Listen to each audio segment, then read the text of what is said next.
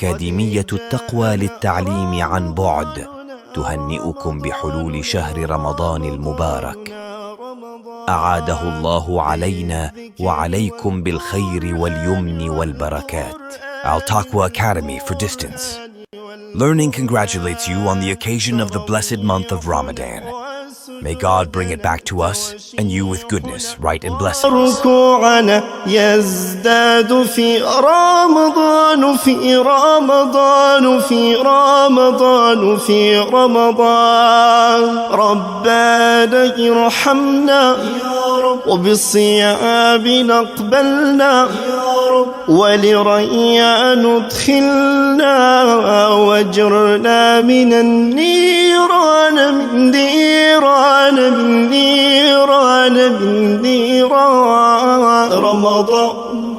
رمضان قد جاءنا رمضاننا رمضاننا رمضاننا رمضانها